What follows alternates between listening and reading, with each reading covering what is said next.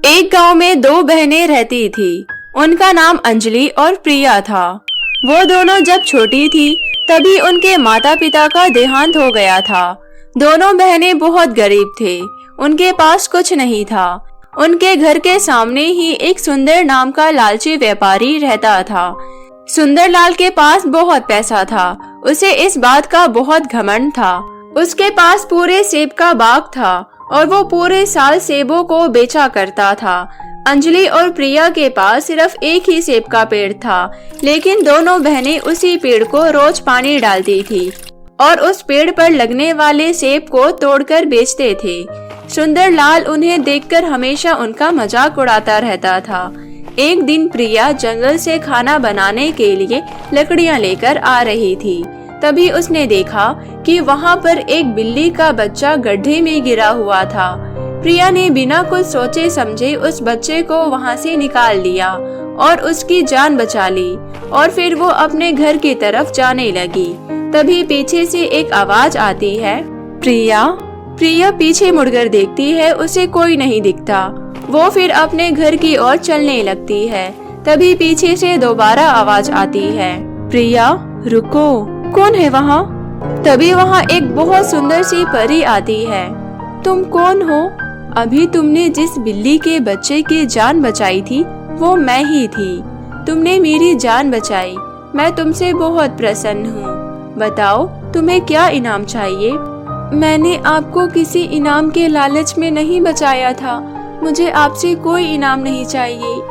तुम कितनी अच्छी और दरिया दिल इंसान हो, मुझे तुम बहुत पसंद आई हो। मैं तुम्हें एक मंत्र बताती हूँ, तुम्हें जब भी किसी चीज की जरूरत होगी तो तुम इस मंत्र को पढ़ लेना। प्रिया खुश हो जाती है और खुशी खुशी घर की तरफ चलने लगती है और इधर सुंदरलाल अंजलि से लड़ाई कर रहा था। अपने ये थोड़े से सड़े हुए सेब लेकर मेरे दुकान के आगे बैठ जाते हो, अब आगे बैठे तो मैं तुम्हें बताऊंगा। इतना कहकर सुंदरलाल वहाँ से चला जाता है और अंजलि उसकी बातें सुनकर उदास होकर बैठ जाती है। तभी वहाँ प्रिया आती है और वो उससे बोलती है, क्या बात है अंजलि? अरे वो सुंदरलाल है ना, फिर वो घर आया था और इतना सुना कर गया है। प्रिया सब समझ जाती है। उसी दिन रात को प्रिया अंजलि को अपने घर के पीछे एक खाली जगह में लेकर जाती है और अंजलि से कहती है, अंजलि मैं तुम्हें जो कहूँगी बिना कोई सवाल किए तुम वही करना, ठीक है? प्रिया अंजलि को सारी बात समझाकर हाथ जोड़कर परी के बताए हुए मंत्र बड़बड़ाती है। प्रिया देखते ही देखते एक पेड़ में बदल जाती है। अंजलि जैसे प्रिया ने कहा था ठीक वैसे ही करती है। उस पेड़ पर एक बाल्टी पानी डालती है। पानी डालते ही उसमें बहुत सारे स्वादिष्ट फल उग आते हैं। अंजलि उस पेड़ को बिना कुछ नुकसान पहुंचाए उसमें से कुछ सेब तोड़ लेती है और वहां से थोड़ा पीछे हट जाती है। उसके बाद प्रिया वापस इंसान के रूप में आ जाती है। उन तोड़े हुए सेबों को प्रिया और अंजलि रोज की तरह बाजार ले जाकर बेच देते हैं।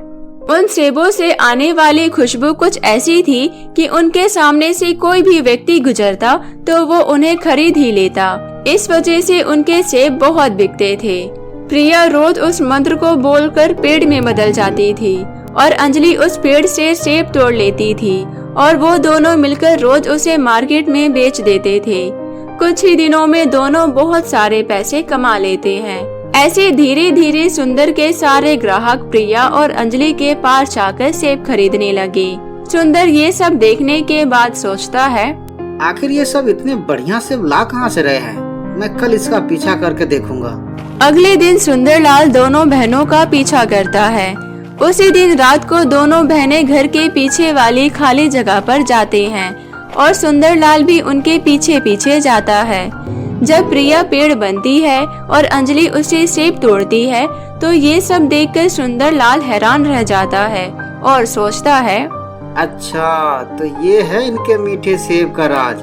अगर इस पेड़ में से सेब तोड़ूं तो मेरा व्यापार पहले जैसा हो जाएगा, बल्कि पहले से भी अच्छा हो जाएगा।